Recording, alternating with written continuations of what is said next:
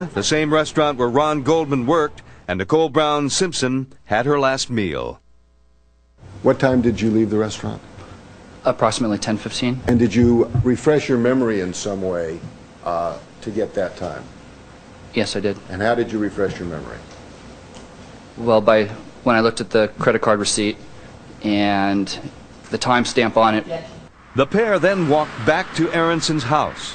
Along the way, they passed directly by 875 South Bundy, Nicole Brown Simpson's condominium. How long did it take, if you know, from the restaurant to 875 South Bundy? It took us 15 minutes. That puts them within 50 feet of the murder scene at about 10:30 that night, a time the prosecution says was punctuated by barking dogs and general pandemonium. When you walked by that area, did you notice anything unusual? No. Did you hear anything unusual? No. Did you hear any barking dogs? None. The news reports were saying that there was a dog barking, that there were lights on a Bronco. I think they said the hazards were on, the lights were blinking. At the point that I was at that street, on the street, there was nothing. It was an extremely quiet evening, out of a movie. The next witness is Francesca Harmon, a hotel manager who was attending a dinner party just up the street from Nicole Brown Simpson's condominium.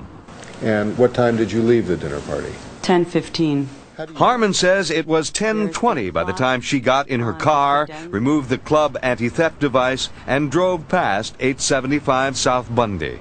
Did you hear the sound of a barking dog? No, I did not. Did you hear the wailing of a dog? No, I did not.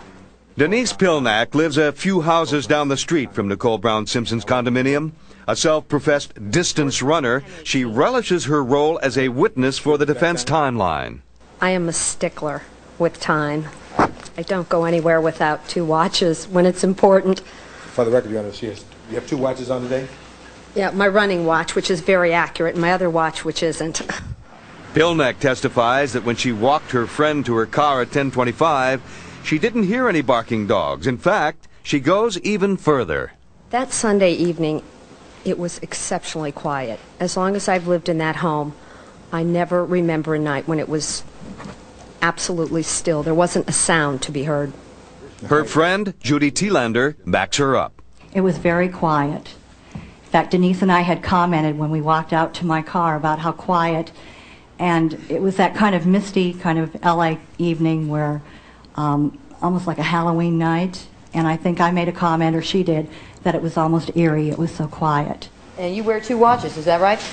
Not always. If I'm in a rush, you know. On cross-examination, Marcia Clark points out that in her original statement to police, Pilnack's time estimates